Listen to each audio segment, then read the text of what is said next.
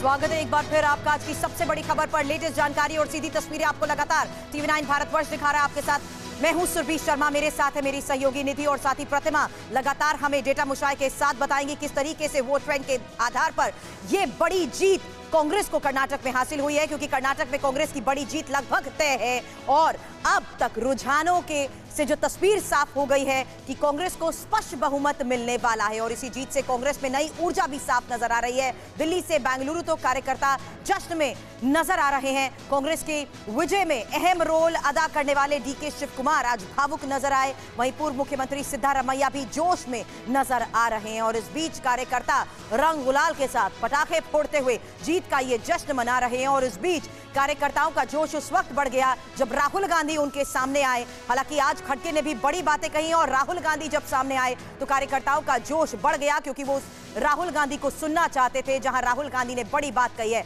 इस बीच एक और सबसे बड़ी खबर, जहां कर्नाटक की जीत पर राहुल गांधी का यह बड़ा बयान सामने आया। कर्नाटक की जनता, कार्यकर्ता और नेताओं को बधाई राहुल गांधी ने दी। कर्नाटक में पूंजीपति और गरीबों की लड़ाई की बात राहुल गांधी ने कही और साथ ही ये कहा कि कांग्रेस ने गरीबों के मुद्दे पर चुनाव लड़ा है और कांग्रेस को जीत हासिल हुई है। कर्नाटक की जनता ने बता दिया कि इस देश को मोहब्बत पसंद है। कर्नाटक में नफरत का बाजार बंद हुआ। जनता से किए 5 वादों को पूरा किया जाएगा। पहली कैबिनेट में ही ये वादे पूरे होंगे। राहुल गांधी ने और क्या क्या कहा, सुनिए। सबसे पहले मैं कर्नाटक की जनता को, कर्नाटक में कांग्रेस पार्टी के सब कार्यकर्ताओं को, सब नेताओं को और जो हमारे सब नेताओं ने कर्नाटक में काम किया उनको बधाई और धन्यवाद देता हूं। कर्नाटक के चुनाव में एक तरफ क्रोनी कैपिटलिस्ट की ताकत थी, दूसरी तरफ गरीब जनता की शक्ति थी और शक्ति ने ताकत को हरा दिया। और यही हर स्टेट में होगा। कांग्रेस पार्टी कर्नाटक में गरीबों के साथ खड़ी हुई, हम गरीबों के मुद्दों पर लड़े और मुझे सबसे अच्छी बात यह लगी कि हमने नफरत से, गलत शब्दों से ये लड़ाई नहीं लड़ी। हमने मोहब्बत से, प्यार से, दिल खोल के ये लड़ाई लड़ी और कर्नाटक की जनता ने हमें दिखाया कि ये देश मोहब्बत इस देश को अच्छी लगती है। कर्नाटक में नफरत की बाजार बंद हुई है, मोहब्बत की दुकानें खुली हैं। ये सबकी जीत है। सबसे पहले ये कर्नाटक की जनता की जीत है। हमने चुनाव में कर्नाटक की जनता से, गरीब जनता से 5 वायदे किए थे। मैंने अपने भाषण में कहा, खारगे जी ने भाषण में कहा, सब नेताओं ने भाषण में कहा था कि हमारे 5 वायदे हैं। हम इन वायदों को पहले दिन पहली कैबिनेट मीटिंग में पूरा करेंगे। मैं फिर से कर्नाटक की जनता को दिल से बधाई देना चाहता हूं, धन्यवाद देना चाहता हूं। तो राहुल गांधी का बयान आपने सुना। साफ तौर पर उन्होंने कहा इस जीत के बाद कि ये नफरत की जीत नहीं, ये मोहब्बत की जीत है जो कि हमने कर्नाटक की जनता में फैलाई है। तमाम खास मेहमान हमारे साथ बने हुए, आ रही हूँ मैं संगीत रागी जी, थोड़ा सा सब्र। अशोक वानखेड़े जी हमारे साथ जुड़ गए हैं। अशोक वानखेड़े जी, सबसे पहले आपसे कमेंट लूँ, फिर संगीत रागी साहब आपके पास आ रही हूँ। राहुल गांधी ने बेशक कहा कि हमने भाषा का गलत इस्तेमाल नहीं किया, लेकिन इन्हीं के नेता ने ये जहरीले सांप जैसे शब्दों का इस्तेमाल किया था और आज जीत बड़ी है कांग्रेस की। कांग्रेस को बधाई, लेकिन आप क्या फैक्टर्स मानते हैं, क्यों कांग्रेस जीती? कांग्रेस बेसिकली इसलिए जीती कि कांग्रेस एक डिवाइडेड हाउस नहीं था, बहुत कॉम्पैक्ट। उन्होंने अपने यहाँ कोई विद्रोह होने नहीं दिया। बीजेपी में अंदरूनी झगड़े हिमाचल जैसे वहाँ दिखाई दे रहे थे, वो एक मेजर फैक्टर है। दूसरी बात जो है, जो डबल इंजन की सरकार का कंसेप्ट बेचा जा रहा था, वो डबल एंटी इनकम्बेंसी थी। और डबल कैसे? डबल, एक तो स्टेट गवर्नमेंट की और सेंट्रल गवर्नमेंट की। कई स्कीम्स स्टेट सेंटर के भी स्टेट गवर्नमेंट इम्प्लीमेंट नहीं कर पाया, वो बहुत बड़ा प्रॉब्लम था वहाँ पे। दूसरी बात, जो पहले मुख्यमंत्री थी येदियुरप्पा, उन्होंने एक कसावट रखी थी पूरे राज्य पे। वो कसावट दूसरे मुख्यमंत्री बोम्मई नहीं रख पाए, फ्री फॉर ऑल था और वही कारण था कि भ्रष्टाचार निचले लेवल तक गया था। कर्नाटक में इसके पहले हर सरकार ने भ्रष्टाचार किया, लेकिन वो माइंस और बड़े बड़े भ्रष्टाचारों में आते थे।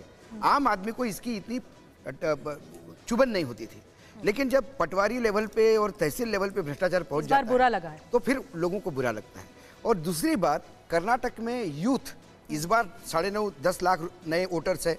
आप पिछले चुनाव के भी वोटर लिखेंगे तो यूथ ही कहलाएंगे उनको। एग्जैक्टली। जब मैं बैंगलोर गया था, एक स्टार्टअप का एक सम्मेलन था स्टार्टअप वालों का, तो जब मैंने यूं ही लोगों से पूछा तो जो यूथ थे उनका एक प्रॉब्लम था कि उन्होंने कहा कि हम महंगाई से हम नहीं डरते, क्योंकि महंगाई सिर्फ हमारे लिए नहीं है, वो आंध्र प्रदेश के लिए भी है, तेलंगाना के लिए भी, सबके लिए है। एग्जैक्टली। लेकिन लॉ एंड ऑर्डर और करप्शन, ये दो चीजें यदि यहाँ ठीक हो जाती है तो हमें प्रॉब्लम नहीं है। क्योंकि जब लॉ एंड ऑर्डर का प्रॉब्लम ज्यादातर कभी हिजाब, कभी हलाल, कभी वैलेंटाइन डे, जिम्मेदारी दी है कांग्रेस डिस्टर्ब होता है, उस वजह से हम कहीं ना कहीं हमारे कॉम्पिटिटर से पीछे पड़ जाते हैं। एग्जैक्टली। और दूसरी बात उन्होंने कहा कि हमें करप्शन, लोकल करप्शन, ये दो चीजें चाहिए। बिल्कुल। तो इस यूथ को मेरे हिसाब से जो स्टैटिस्टिक हमने देखा था, करीब करीब 28 से 30% ऐसे लोग थे कि जिनको मात्र वहां पे करप्शन और लॉ एंड ऑर्डर, ये दो चीजों पे ध्यान देना था। और ये बीजेपी को समझ में भी आया। यही कारण है कि येदियुरप्पा ने एंड में बोल दिया कि हिजाब हलाल से हमारा कोई मतलब नहीं। और उन्होंने कहा समीक्षा जरूर की जाएगी हार की क्या होती है, लेकिन कांग्रेस बार बार ये कहती आई है कि जनता के साथ जुड़े मुद्दों के बल पर ही वो चुनाव में गए हैं। और राहुल गांधी ने भी कहा गरीबों के साथ हम थे, गरीबों के मुद्दे की बात उन्होंने कही। लेकिन एक और तस्वीर निधि यहाँ दिखाना चाहेंगे डीके शिव कुमार की, जो आज इस बड़ी जीत के बाद काफी भावुक भी नजर आए और अपने कार्यकर्ताओं के बीच वो जश्न भी मना रहे हैं। उनके आवाज की तस्वीर भी सामने आई है जहां झंडा फहराते वो नजर आए हैं। और जिस तरीके से आज वो भावुक हुए, हालांकि उनको सब सुनना चाहते थे, आज की इस जीत पर उनसे बातचीत करना चाहते थे, और यही वजह थी कि मीडिया से मुखातिब होते हुए डीके शिव कुमार काफी भावुक हो गए। I credit my party cadres and all my leaders. They have worked hard. People have exposed faith in us. The leaders have supported us. It is a collective leadership, and we have jointly worked. I have said in the beginning, joining together is the beginning. On the day I took the oath, thinking together is the progress. Working together is the success. That is what I said on the day. I assured Srimati Sonia Gandhi, Rahul Gandhi and Priyanka Gandhi that, and Mr. Mallikarjun Kharge, that I will deliver Karnataka to their fold. I can't forget Srimati Sonia Gandhi coming to meet me in jail when all these BJP people put me under jail. So I rather choose to be in jail than having an office. That is the confidence what Gandhi family and the Congress party in the entire country restored on me.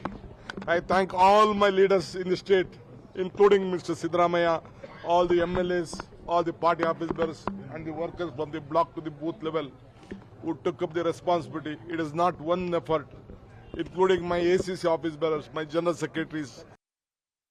Karnataka के अंदरूनी मुद्दों को भले ही दरकिनार करते हुए एकजुट होते हुए जनता के बीच सब लोग गए हैं अवधेश जी, लेकिन अब सीएम की रेस को लेकर डीके शिव कुमार के साथ साथ क्या ये कहना सही होगा कि सिद्धारमैया भी कर्नाटक में जिस तरीके से एक बड़ी जीत का फैक्टर रहे हैं, क्या अब यहाँ पर कहीं ना कहीं डीके शिव कुमार और सिद्धारमैया को लेकर भी आने वाले वक्त में एक पशुपेश बना रहेगा फैसला अगर सीएम के नाम को लेकर होता है? देखिए, पार्टी में आंतरिक मतभेद होना, असहमति होना चलेगा। इस समय कौन चीफ मिनिस्टर होगा इस समय यहाँ तो घोषणा नहीं कर सकता, लेकिन जो इस समय की स्थिति है उसमें जिसका भी चयन केंद्रीय नेतृत्व करेगा तात्कालिक रूप से उसको स्वीकृति मिलेगी। लेकिन हाँ, सिद्धारमैया बनते हैं तो डीके शिव कुमार और उनके समर्थक जरूर अंदर से असंतुष्ट रहते हुए समय समय पर सिर उठाएंगे। डीके शिव कुमार बनते हैं तब ज़्यादा विद्रोह की संभावना होगी, क्योंकि सिद्धारमैया दूसरी पार्टी से आए हैं और वो उनका लीडरशिप आसानी से स्वीकार नहीं करेंगे। लेकिन इसका ये मतलब नहीं कि सरकार अस्थिर हो जाएगी, क्योंकि 136 जीत जाने के बाद आसानी ये सरकार स्थिर रहेगी। बिल्कुल क्लियर थोड़े बहुत है, चलेगा वो। बिल्कुल सर, क्लियर मैंडेट है, ये बात आपने बड़ी करी। संगीत रागी साहब आपके पास आ रही हूँ। ये जो मैंडेट कर्नाटक की जनता ने दिया है वो साफ है और स्पष्ट है कि एक पार्टी को दिया और एक ही पार्टी कामकाज करेगी, लेकिन क्या ये अंतर्विरोध सीएम की कुर्सी को लेकर भी रहेगा? अगर डीके शिव कुमार का चेहरा आगे आता है तो अंतर्विरोध आएगा, जैसे कि अवधेश जी कह रहे हैं। देखिए, जो डीके शिव कुमार जी का आंसू है वो सिर्फ जीत के खुशी के आंसू नहीं है, बस अपनी लॉयलिटी प्रदर्शन करने के लिए भी है सोनिया गांधी के लिए, क्योंकि उनको पता है कि अब सीएम की कुर्सी के लिए सीतारमैया के नाम शुरू हो चुका है। जब काउंटिंग चल रहा था उसी समय से इसका जिक्र शुरू हो गया था और ये बात की जा रही थी कि 2.5 साल का दोनों के बीच में बंटवारा होगा। यदि ऐसा होता है तो यकीन मानिए कि जो मध्य प्रदेश में स्थिति आपको दिखाई दिया है या जो राजस्थान के अंदर दिखाई दिया है स्थिति, वो स्थिति कर्नाटक के अंदर भी आपको दिखाई देगी। ऐसा मैं इसलिए कह रहा हूं कि डीके शिव कुमार चुनाव के दरमियान ही ऐसा एक बहुत बड़ा र्यूमर चल रहा था। उन्होंने कहा था देखियो इस बार मुख्यमंत्री तो मैं ही बनूंगा, बेशक शायद हमको भारतीय जनता पार्टी से सहायता लेनी पड़े या लेकिन अब तो वो नौबत नहीं आती हुई दिख रही है। हाँ, लेकिन देखिए ये सही है कि एक स्टेबल सरकार होगी। बड़ी बात आपने कही, असंतोष रहेगा, जैसे भी हो असंतोष रहेगा। बड़ी बोलो आप ये कि असंतोष रहेगा सीएम की कुर्सी को लेकर भी। मैं आऊंगी अकू जी आपके पास और अब हम फैक्टर्स पे बात करते हैं। आखिर ये जो कांग्रेस बम्पर जीत की ओर बढ़ रही है, आखिर ऐसे कौन से फैक्टर्स काम कर गए कांग्रेस के लिए? पहला बड़ा फैक्टर भ्रष्टाचार। खड़गे के कारण ओबीसी और दलित वोट मिले हैं, ये बड़ी बात निकलकर सामने आई है। दूसरा बड़ा फैक्टर जिसमें डीके शिव कुमार के इलेक्शन मैनेजमेंट से फायदा हुआ है, कांग्रेस को फायदा जाता हुआ दिखा है कांग्रेस खेमे में। तीसरा बड़ा फैक्टर सिद्धारमैया की लोकप्रियता का फायदा मिला है। सिद्धारमैया जिस तरह से काम कर रहे थे और गली गली कूचे कूचे में उन्होंने काम किया, उनकी लोकप्रियता का फायदा मिला है कांग्रेस को। चौथा बड़ा फैक्टर कांग्रेस का 40% कमीशन वाला दांव चल गया है, लोगों को पसंद आया है। तो ये चौथा बड़ा फैक्टर। पांचवा बड़ा फैक्टर आपको बता दें क्या है कि जनता को सीधा संदेश दिया गया। कांग्रेस ने मुद्दे गिनाए, बीजेपी ने गलतियां गिनाई कांग्रेस की। ये फैक्टर कांग्रेस के पक्ष में गया कि कांग्रेस की गलतियां बीजेपी गिना रही थी तो बीजेपी को नुकसान हो गया। कांग्रेस के लुभावने बीजेपी के लिए कमजोर साबित हुए। जो कांग्रेस ने लुभावने वादे किए वो बीजेपी से कंपेयर किया गया तो लोगों को कांग्रेस के वादे पसंद आए। सिद्धारमैया का इस्तेमाल, येदियुरप्पा का कम। अब सिद्धारमैया की लोकप्रियता है तो उनका इस्तेमाल भी ज्यादा हुआ, येदियुरप्पा का कम हुआ तो ये भी कांग्रेस के फेवर में गया। अगला फैक्टर जो कि इंपॉर्टेंट रहा इन चुनावों में वो ये कि कांग्रेस ने मुद्दे गिनाए, बीजेपी ने गलतियां गिनाई और ये बहुत ज्यादा चमत्कार हो गया कांग्रेस के लिए। एक तरह से करिश्मा, 10% का वोट शेयर बढ़ना अकू जी बहुत बड़ी बात है। ये फैक्टर काम कर गया कांग्रेस को। छोटा रिएक्शन, फिर प्रतिमा के पास चलते हैं। मुझे तो लगता है कि कांग्रेस के फैक्टर से ज़्यादा बीजेपी की गलतियों के फैक्टर कांग्रेस के लिए ज़्यादा जिम्मेदार रहे। बिल्कुल, बीजेपी ने स्ट्रेटेजिकली बहुत गलत किया, खास तौर से येदियुरप्पा को हटाने का फैसला, फिर उनको बहुत बाद में सामने रखने का फैसला और फिर कभी पीछे रखने का, कभी आगे रखने का। वो बहुत जो हेजी था, जो तस्वीर साफ नहीं थी, इससे एक बहुत बड़ा मैसेजिंग, करप्शन के भी आरोप। दूसरा बीएल संतोष ने जिस तरीके से, क्योंकि वो प्रभारी थे, जिस तरीके से वहाँ पर नेताओं में कंफ्यूजन क्रिएट हुआ, जगदीश शेट्टार को टिकट ना देने का फैसला, बाकी और लोग, तो वो एक पूरी की पूरी कौम जो उनके साथ हमेशा रहती थी उससे थोड़ा बंटवारा हुआ और वो चीज़ें भी बहुत जिम्मेदार रहीं जो कांग्रेस की जीत के लिए रही। आप ये नहीं कह सकते कि हमारा वोट बैंक तो साहब 36% था।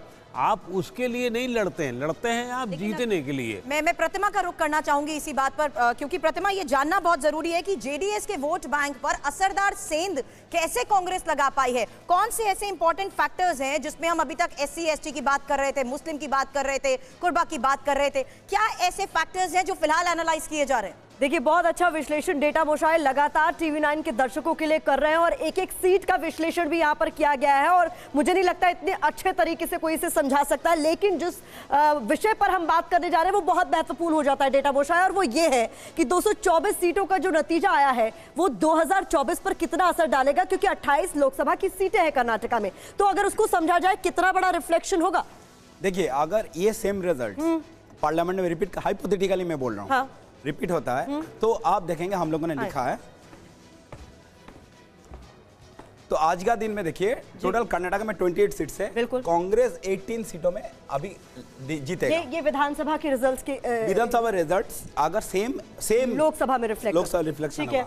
18 सीट्स में कांग्रेस जीतेगा, जेडीएस 2 सीट में जीतेगा, ठीक है, और बीजेपी 10 सीट में जीतेगा। अब इसमें अगर आप देखेंगे पिछले बार का 2019 में कांग्रेस के पास 1 सीट था, बहुत बड़ी बढ़त इसे कहा जाएगा। हाँ, और जेडीएस के पास 1 सीट था, हासन ये 2 सीट आ रहा है, ओके, और बीजेपी के पास 25 सीट था, ये सीट ड्रॉप हो रहा है 10 -15। हाँ, बट क्या है ये जस्ट हाइपोथेटिकल सिचुएशन, इशू अलग होता है, इलेक्शन अलग होता है, ठीक है। ये भी कहा जाता है ना कि विधानसभा के मुद्दे अलग होते हैं, लोकसभा के मुद्दे अलग होते हैं, लेकिन जो 5 गारंटीज की बात कांग्रेस कर रही है इस चुनाव में, अगर उसे धरातल पर उतार देती है तो ये हो सकता है कि 2024 में रिफ्लेक्ट करे। देखिए एक चीज तो बहुत क्लियर है, कर्नाटक जैसे पिछले बार बीजेपी 28 में 25 सीट जीता था, उतना इजी केक वक्त तो नहीं होगा, ठीक है। अभी कितना सीट कांग्रेस जीत पाएगा, कितना सीट बीजेपी रख पाएगा, वो टाइम बोलेगा, लेकिन अगर गारंटी इंप्लीमेंटेड हुआ, अगर अकाउंट में 2000 रुपया मिल गया, अगर 200 यूनिट फ्री में मिला, अगर 10 किलो चावल मिला, अगर अब बस राइड फ्री में कर रहा है, तो इसका इंपैक्ट डेफिनेटली पार्लियामेंट इलेक्शन में पड़ेगा।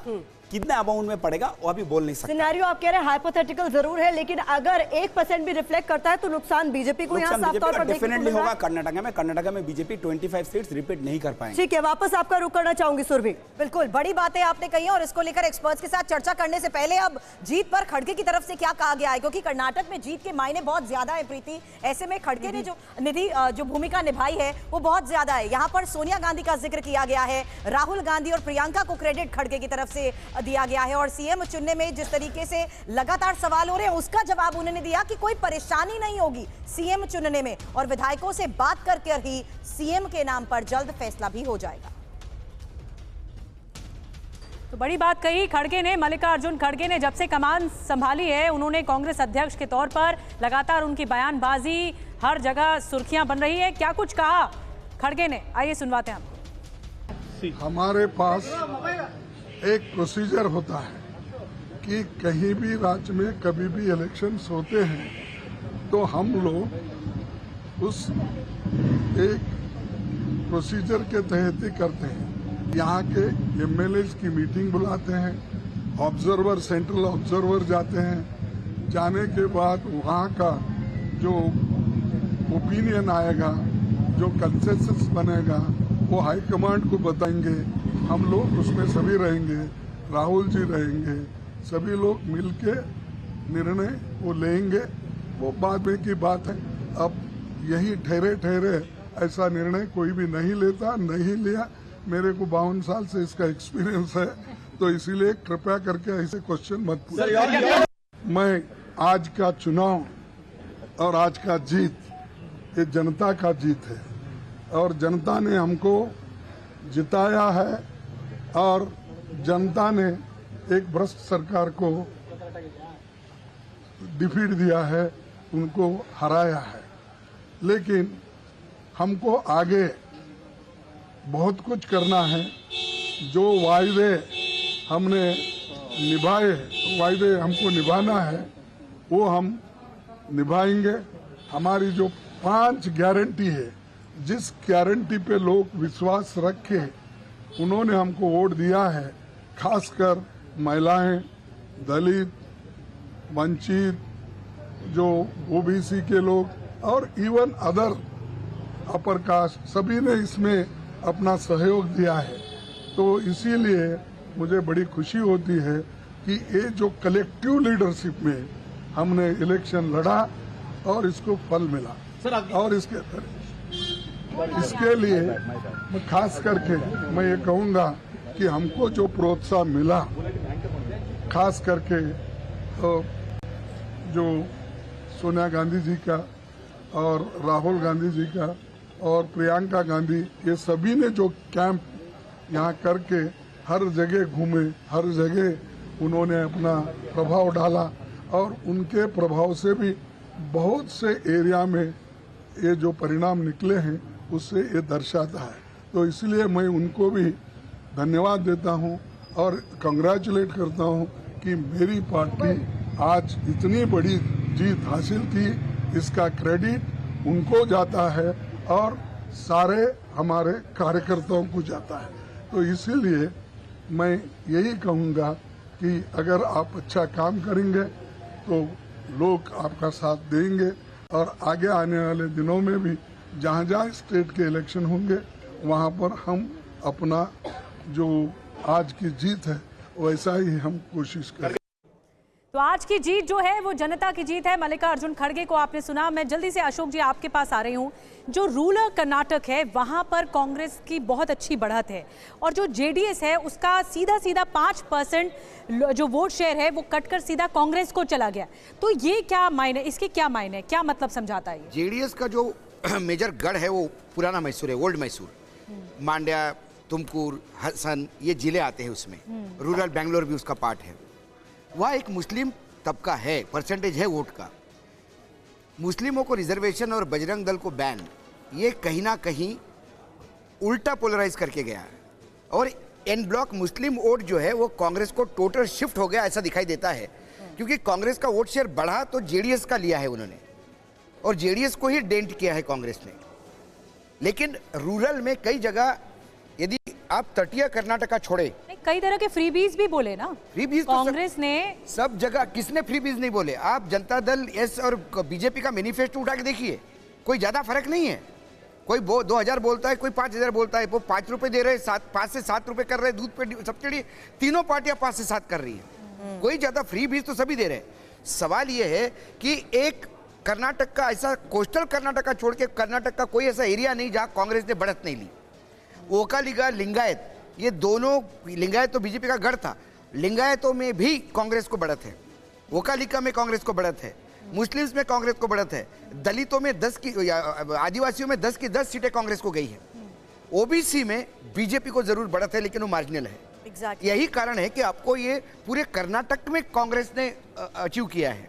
और ये सिर्फ इसलिए नहीं कि मुस्लिम वोट ही गया है। तो मैं जेडीएस के बारे में बोल रहा हूँ, खासकर ओल्ड मैसूर। इनफैक्ट सर, आप ओल्ड मैसूर की जैसे बात कर रहे थे, जेडीएस का अच्छा खासा भ्रष्टाचार, non performance of the government, इससे लोगों ने मन बना लिया था। जब आप कर्नाटक में घूमते थे तो लोगों का मन था देने के लिए। हाँ, ये जो 64-65 आ गए हैं, मैं इसके लिए भी नरेंद्र मोदी जी को जिम्मेदार मानता हूँ। क्योंकि यदि उन्होंने आखिरी 4 दिनों में जो अथाह मेहनत की और जो कारपेट बॉम्बिंग करके, तो थोड़ी सी इज्जत बच गई।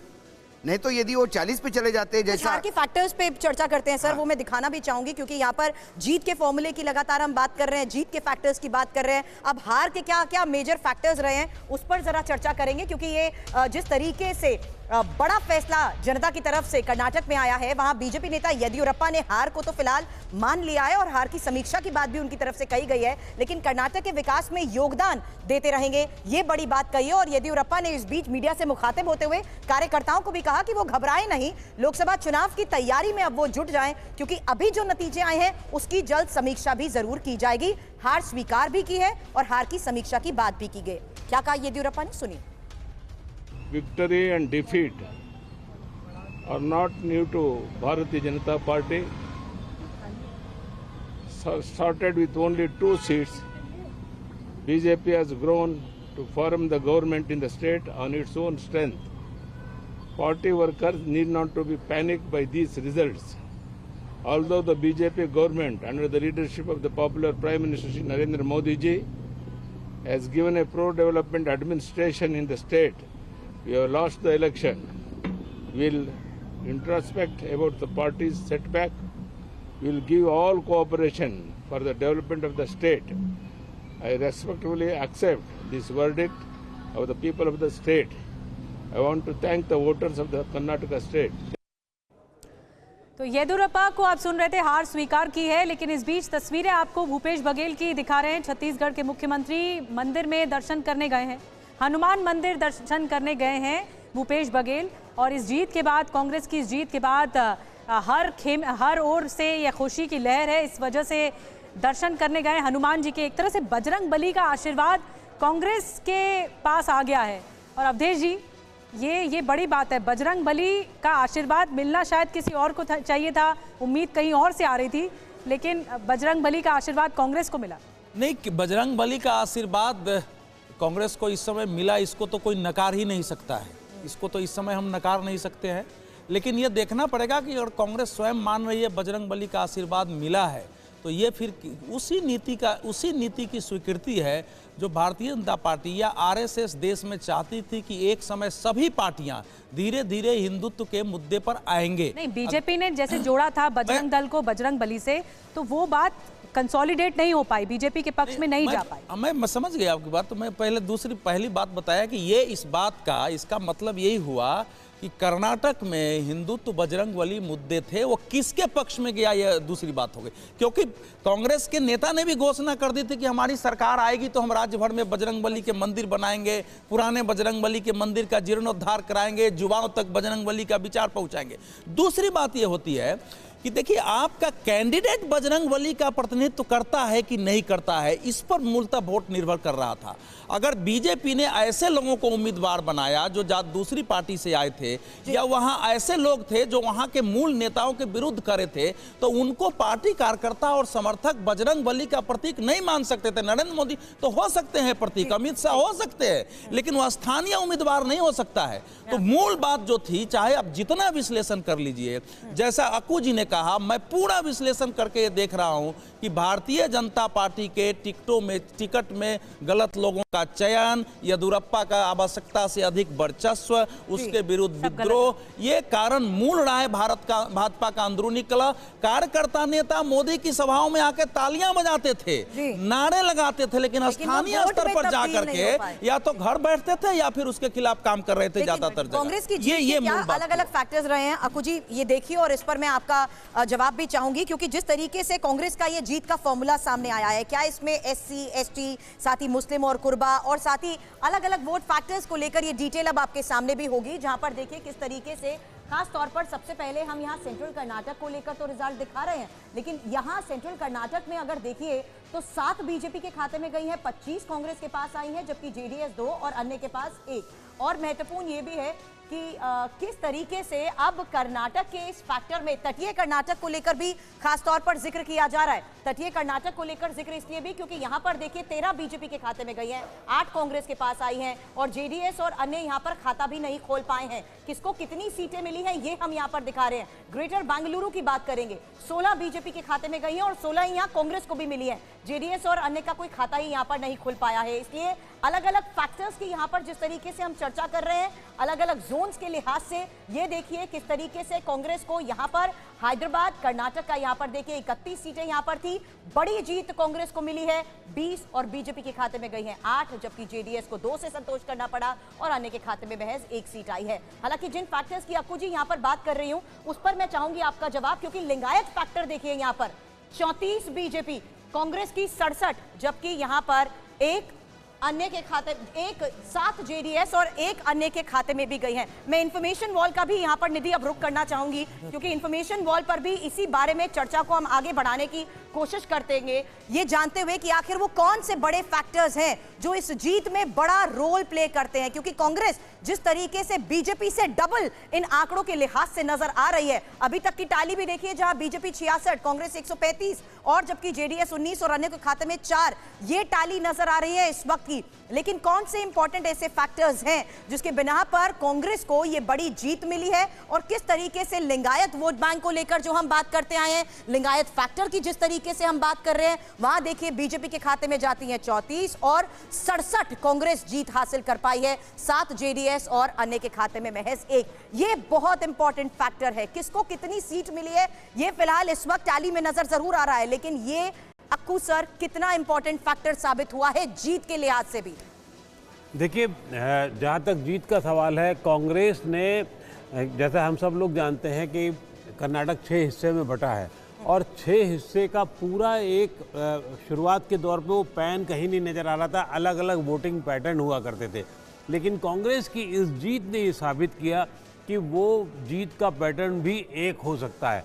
कोस्टल कर्नाटक का आप हाल देखिए, कोस्टल कर्नाटक में पिछली बार सिर्फ 3 सीटें कांग्रेस को मिली थी, इस बार 8 सीटें हो गई, जो कि नहीं मानी जा रही थी कि इतनी सीटें कांग्रेस ले जाएगी। खास तौर से जब बजरंगबली और वोट का जो तरीके सांप्रदायिकरण हुआ उसको देखते हुए लग रहा था कि नहीं वहाँ तो अब 21 की 21 सीटें ले जाई जाएंगी। इसी तरीके से कर्नाटक जो मुंबई कर्नाटक है उस वाले एरिया में भी बहुत अजीबोगरीब स्थिति रही। और वहाँ जितनी आपने सीटें मुंबई कर्नाटक का किया। एक और फिगर मेरे पास है, मैं चाहूंगी पीसीआर दिखाइए, ये दूसरा फैक्टर भी जिस पर हम आगे चर्चा करेंगे, जिसका यहाँ जिक्र कराए। लेकिन हैदराबाद कर्नाटक ये दिखा रहे हैं 31। अब यहाँ 31 के साथ साथ इस फैक्टर पर बात करने के साथ साथ मुंबई कर्नाटक, जी हाँ बिल्कुल मैं यही चाह रही थी कि आप दिखाएं। और यहाँ पर 50 में से देखिए 17 पर बीजेपी जीत हासिल करती नजर आई है, जबकि कांग्रेस 32 और जेडीएस के पास 1 और अन्य के खाते में 1 शून्य यहाँ पर है। हालांकि मुस्लिम फैक्टर पर मैं चाहूंगी अशोक जी आप मुझे जरूर ज्वाइन करिएगा, क्योंकि इस मुस्लिम फैक्टर में देखिए जिस तरीके से आप अभी भी चर्चा कर रहे थे, 38 में से 12 बीजेपी जीत हासिल करती नजर आई है, जबकि 23 कांग्रेस, जेडीएस 2 और अन्य के खाते में महज 1 गया है। इस मुस्लिम फैक्टर के साथ साथ ओल्ड मैसूर की आपने थोड़ी देर पहले बात की थी, और ओल्ड मैसूर जहां पर जेडीएस का दबदबा रहा है, वहां पर किस तरीके से बड़ी सेंध लगाने में कांग्रेस कामयाब रही है, इसको लेकर भी चर्चा करेंगे। क्योंकि बीजेपी हालांकि यहां पर सेंध लगाने में कामयाब नहीं नजर आई, 5 से संतोष करना पड़ रहा है बीजेपी को, जबकि कांग्रेस के खाते में 34 और जेडीएस के पास 14 और 2 यहां पर अन्य के खाते में गई हैं। और रूरल के लिहाज से भी यहां पर टैली फिलहाल क्या दिखा रही है उस पर भी नजर डाल लेते हैं चर्चा करने से पहले, क्योंकि अगर ग्रामीण इलाकों की बात करें तो यहां पर देखिए 38 पर बीजेपी जीत हासिल करती नजर आ रही है, जबकि 99 कांग्रेस और 18 जेडीएस और अन्य के खाते में जाती है महज 4। अशोक जी ये तमाम फैक्टर्स जहां तक ओल्ड मैसूर का है, मैंने तो आपको बता दिया कि वहाँ वो मुस्लिम फैक्टर बहुत बड़ा काम कर गया। ग्रामीण क्षेत्र में मैंने वही कहा कि जब कर्नाटक के हम भ्रष्टाचार की बात करते हैं, कर्नाटक हो गया, झारखंड हो गया, छत्तीसगढ़ हो गया, तो यहाँ माइनिंग के बड़े बड़े भ्रष्टाचार होते हैं। वहाँ भ्रष्टाचार लोकल लेवल पे नहीं जाता, लेकिन जिस हिसाब से रूरल में भ्रष्टाचार ग्राउंड लेवल तक पहुँच गया था, पटवारी और जब हेल्थ सेंटर में भी कंपाउंडर भी आपसे पैसा लेने लगे, तब जाके पब्लिक आहत होती है। दूसरी बात, इंफ्रास्ट्रक्चर रूरल का बहुत मार खा गया था, उसमें बिल्कुल काम नहीं हुआ। सेंट्रल गवर्नमेंट की घोषणाएं तो होती थी, लेकिन वो रूरल लेवल पे वो जाता हुआ दिखाई नहीं दे रहा था। इसलिए रूरल ने, जो एक ज़माने में गढ़ था बीजेपी का, क्योंकि बीजेपी ने पिछले कुछ दिनों में रूरल में बहुत अच्छा कवर कर लिया था, वो इस बार एन ब्लॉक कांग्रेस के साथ चला गया। ये नया चीज़ देखने को मिली है। जी देखिए, मैं इसमें थोड़ा जोड़ सकता हूँ। जो ऐसा है कि देखिए, रूरल एरियाज में अर्बन एरिया से लगभग 9.5% वोटिंग ज़्यादा हुई है। ये इतना अंतर रहा है इस बार रूरल और अर्बन में। रूरल एरिया में ज़्यादा वोटिंग हुई है, जबकि कम हो रहा है। अवधेव जी माफ़ कीजिएगा, आपको रोक रही हूँ। कुछ तस्वीरें सामने आ रही हैं और ये जीत का जो सर्टिफिकेट है डी.के. शिव कुमार लेते हुए दिखाई दे रहे हैं, और पीछे बाबा साहेब अंबेडकर की तस्वीर भी दिख रही है। डी.के. शिव कुमार कुछ देर पहले भावुक हो गए इस जीत को बोलते बोलते, और ये तस्वीरें बहुत खास हैं क्योंकि डी.के. शिव कुमार, जैसा कि जिक्र हो रहा था पहले से ही, लगातार इस जीत के लिए बड़ा काम किया है। और डी.के. शिव कुमार 2018 से वो खुद भी जिक्र कर रहे थे इस बात का कि लगे रहे चुनावों में, एक एक व्यक्ति तक उन्होंने पहुंचा है, एक एक व्यक्ति तक उन तक रीच पहुंची है उनकी। और ये उनकी तरफ से दावा भी किया गया था जब चुनावी प्रचार चल रहा था कि इस बार कांग्रेस बड़े अंतर से आएगी, और ये बड़ा अंतर जो है वो दिखाई भी दे रहा है, ना सिर्फ वोट शेयर में बल्कि सीटों में, और खास करके रूरल एरियाज में जो कांग्रेस का दबदबा है वो देखने को मिला है, और ये बहुत बड़ी जीत है।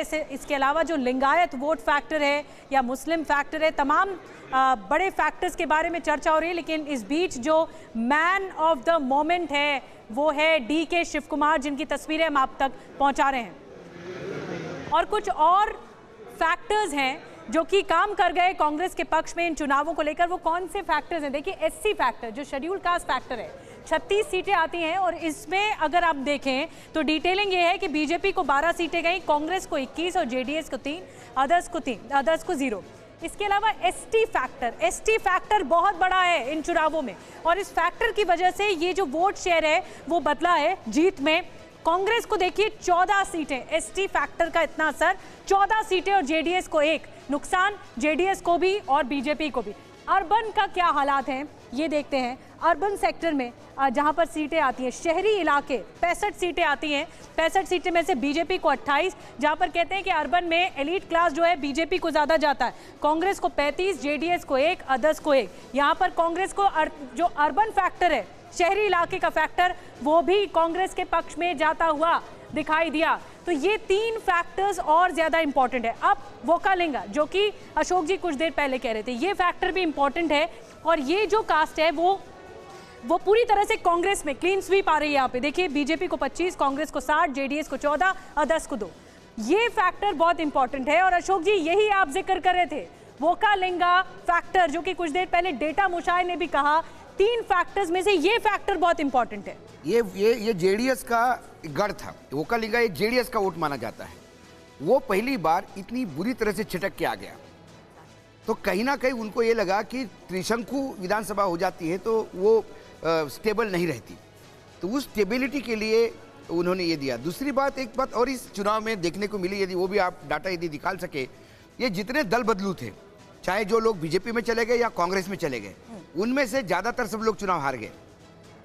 तो लोगों ने ये जो दल बदलू है, इधर से उधर कूदने वाले, उनको भी एक्सेप्ट नहीं किया। जी अवधेश जी, आप अपनी इस बारे में कुछ थोड़ी देर पहले जिक्र कर रहे थे। वोट फैक्टर के हिसाब से अगर देखें तो कितना प्रतिशत आपको लगता है सेंध लगाने में यहाँ कांग्रेस कामयाब हुई है? क्योंकि जेडीएस के अगर मेजर वोट की बात करें तो वो कांग्रेस पे ही शिफ्ट हुआ है। किसी भी पार्टी का 4-4.5% वोट बढ़ना, खासकर कर्नाटक जैसे राज्य में जहां सघन लड़ाई है, इतनी सीटें हैं, तो वन साइडेड विक्ट्री के जैसी है ना। बीजेपी जैसी पार्टी को, एक सशक्त पार्टी को इतना पराजित तो हर क्षेत्र में है, रूरल अर्बन सब में बीजेपी आगे है, एसटी में, एससी में, सब में आगे है, उसमें कोई दो मत नहीं है। लेकिन जो अशोक जी कह रहे थे, उस एक बात से मेरी बिल्कुल सहमति नहीं है, क्योंकि 2018 से 2023 तक बीजेपी के गवर्नमेंट में इकोनॉमिक परफॉर्मेंस जो है बीजेपी का एक्सीलेंट रहा है स्टेट का। एक और सवाल सर, सॉरी, जो अभी अशोक जी भी कह रहे हैं, एक्सीलेंट रहा है बीजेपी के बागियों का यहाँ कांग्रेस को फायदा हो गया। नहीं, जैसे अभी थोड़ी देर पहले बिल्कुल बीजेपी के बागियों का ही तो कांग्रेस को ज्यादा, एक जगह बागी नहीं न थे। मैं कह तो रहा हूँ कि जो हम लोगों के पास रिपोर्टें थी कि अमित शाह मोदी की रैलियों में तो आ रहे हैं, बैठकों में, यहाँ तक कि बैठक में आ रहे हैं, और बैठक में जो नेता अंदरूनी बात करते हैं उनके वीडियो जो है वहाँ कर्नाटक में जो है वो वायरल हो जा रहे हैं कि देखो नेता लिंगायत के बारे में ये बोल रहा है। जगदीश शेट्टार जब बीजेपी से कांग्रेस में आ रहे थे तो वो कह रहे थे कि बीजेपी असल समस्या को एड्रेस नहीं करती। आकू जी, मैं चाहूंगी आप बोले इस पर। असल समस्या को एड्रेस न करना ही बीजेपी को नुकसान दे गया इन चुनावों में। नहीं, बिल्कुल सही कहा जगदीश शेट्टार ने। या ये कोई भी मतलब अगर नेता आहत होता है, बड़ा नेता आहत होता है, तो वो वही समस्या, असल समस्या को ना हल करना। मैं फिर येदियुरप्पा पे बात मतलब लेके आता हूँ। अहम है, उनको सही जगह नहीं देना है, आगे लोगों को बढ़ाना नहीं है, और आप एक कोई नीति, जेनरिक नीति नहीं बना सकते राजनीति में कि आपको इस इतने बाद में ये हटा दिया जाएगा। पार्टी बढ़ाने के लिए निश्चित रूप से ज़रूरत होती है कि आप नीचे से लोगों को ऊपर लाइए, लेकिन कहीं जहाँ पर कर्नाटक ऐसा राज्य इतना जातीय, कर्नाटक ऐसा राज्य इतना जातीय सेंट्रिक है कि वो बिना येदियुरप्पा के काम ही नहीं कर सकता। लिंगायत तो लिंगायत जहाँ पर 34 सीटों पर बीजेपी सिर्फ रही आगे, या 67 पे ये कांग्रेस रही।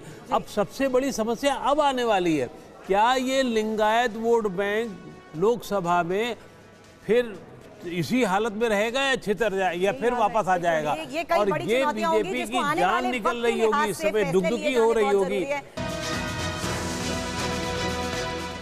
नमस्कार, स्वागत है आपका। कर्नाटक में फुल एंड फाइनल हो चुका है और फुल एंड फाइनल हो चुका है यूपी के निकाय चुनाव में। हालांकि अभी पूरे नतीजे आने बाकी हैं, लेकिन रुझान वगैरह आपके सामने। सबसे ऊपर कांग्रेस 136, बीजेपी 65, जेडीएस 19, अदर्स 4। ये देखिए, और यहां पर एब्सोल्यूट स्ट्राइक रेट 17 में से 17, ये हाल है इस वक्त। लेकिन आज की पहली बड़ी खबर आपको बताते हैं, इस वक्त कर्नाटक में कांग्रेस की बहुत बड़ी जीत ब्रेक करी है। इस वक्त की बड़ी खबर, कांग्रेस को बीजेपी के मुकाबले दुगने से भी अधिक सीट। दूसरी बड़ी खबर, बीजेपी के कई बड़े चेहरे और मंत्री मुश्किल में, ब्रेक करें। बीजेपी से कांग्रेस में आए जगदीश शेट्टार हार गए हैं, पीछे नहीं, हार गए हैं। तीसरी बड़ी खबर सीधे आइए, सिद्धरामैया बोले नफरत की हुई है हार, राहुल गांधी बन सकते हैं प्रधानमंत्री।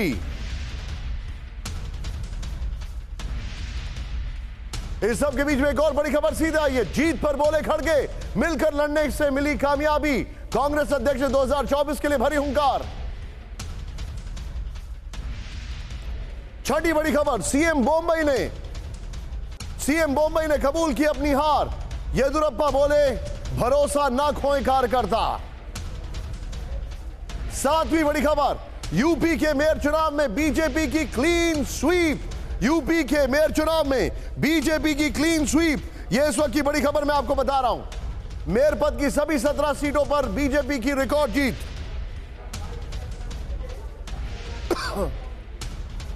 आठवीं बड़ी खबर सीधा ये, यूपी नगर पालिका चुनाव में भी बीजेपी का परचम। नगर पंचायत में एसपी ने दी बीजेपी को टक्कर।